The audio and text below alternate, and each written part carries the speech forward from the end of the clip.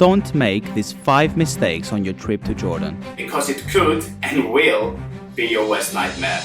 Today we're going to be discussing the 5 things or 5 mistakes per se that you should not be making at all costs when you're visiting Jordan. So without further ado, let's jump straight into the video. Mistake number 1.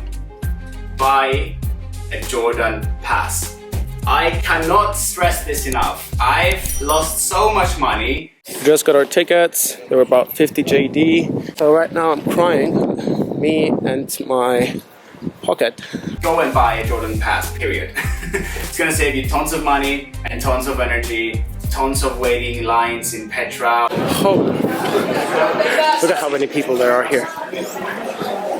When you have the Jordan pass, you just go through like this and you save a lot of money because the Jordanian dinar is not a cheap currency. Mistake number 2. Buy a SIM card. When I landed in Jordan, I made this massive mistake of not getting a SIM card. I thought shipping out was the best option I could do at the moment, but honestly it cost me so much more in time, in effort and in money, and I'm serious about it. When I was in Jordan and I thought, okay, I'm not gonna pay like 10 JD to get like, I don't remember how it was, like 10 gigabytes I think. It was very cheap, not gonna lie, very cheap for a SIM card. I thought shipping out was the best option, and it wasn't. Because I missed buses, I was misinformed about stuff. My local guides were getting angry at me because I didn't know stuff. They informed me beforehand. When you're in a foreign land without connection to the internet, it is so easy to be misinformed, to get wrong information, to be lost somewhere. There's so many things that could be going wrong. So do not chip out on SIM cards. They are cheap. It is just ridiculous not to get one. And I strongly suggest you get one. As soon as you get to the airport, there's so much more benefit you're gonna be having from that. Mistake number 3. Ask the locals about the Arabic prices. My God, Arabs, I love you, you're lovely people, but when you go into an Arabic country, especially Jordan, people assume that you have a lot of money. I'm serious about that. They assume that you're like the king of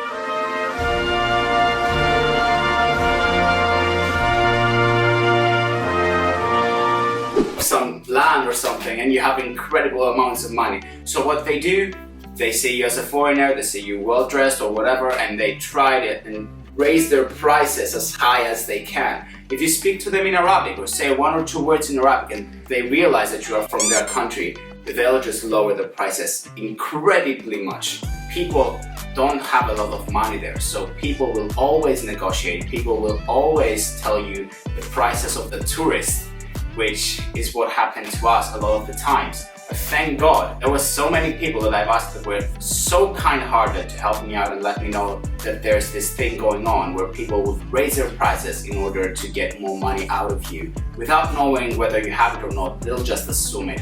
And you should be assuming that people will be doing that for you. For example, when we first got from Queen Alia Airport to Amman with a bus, there was tons of drivers there waiting for us to catch us and bring us to our hostels, to our hotels. We didn't even call for them. They were just there waiting for us because they knew that people are coming, so they were trying to make money as taxi drivers.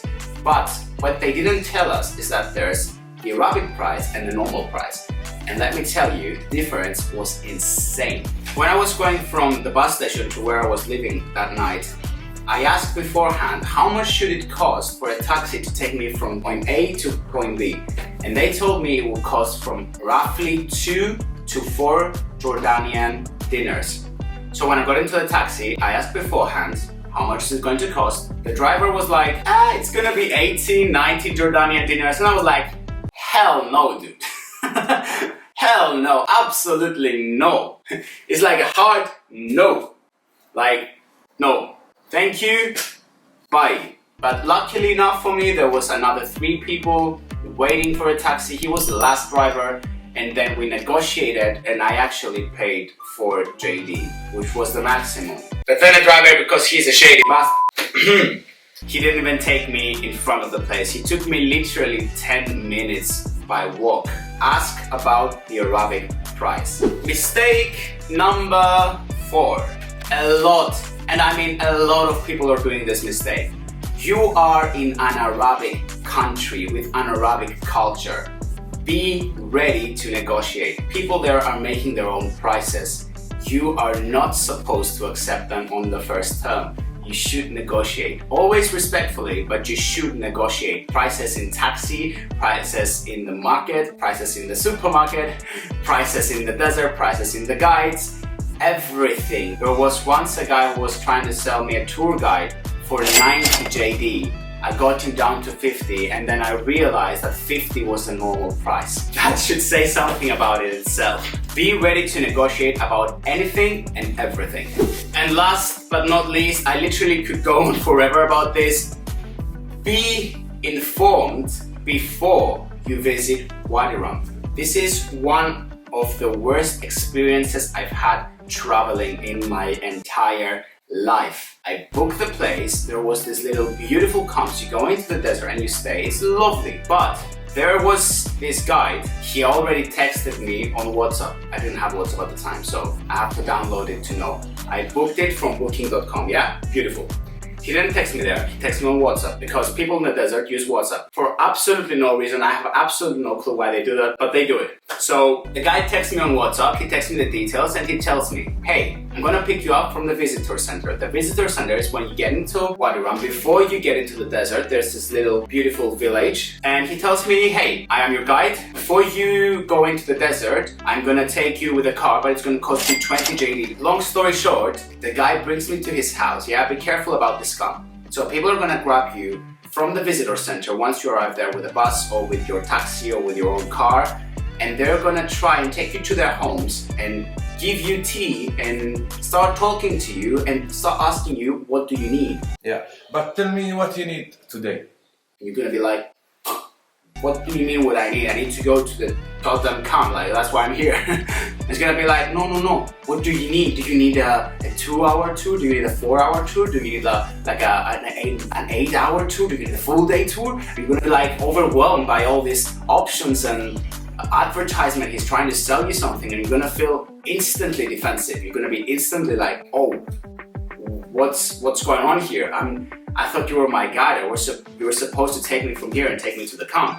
But because I didn't know, because I didn't check the WhatsApp, I didn't actually know that he's going to charge me for that. And to be honest with you, it's up to the guide whether he wants to charge you or not to take you to the camp. So long story short, I buy the guide from this guy at 50 JD. He comes close to my ear and he's like, hey, don't tell the others I gave it to you for 50 because that is a very low price. I just did it for you to help you. But if you need, I help you, you go on that tour. This is what they're gonna tell you anyways. And I go inside and I'm like, hey guys, how much did you pay? Oh, it was 100 for the two, so we paid 50 each. And I was like, yeah, so I actually paid the actual price. Thank you, mother. So mistake number 5, be careful where you're going to stay in Wadi Rum, where you book, whom you book with, and what are the regulations the guide will set for you. Another tip, please get your own car. Don't go with a guide, just get your own car. Research online where the best places in Wadi Rum are and go and rent your own car. It's just 37 Jordans. The guide starts from as low as 40 JD, so it's the best option ever. Just get your own car, get there early, see the whole of Wadi Rum, have incredible fun, and don't allow yourself to be scammed because you're gonna have a very unpleasant experience like I and many other travelers did. So don't make these 5 mistakes on your trip to Jordan because it could be your worst nightmare.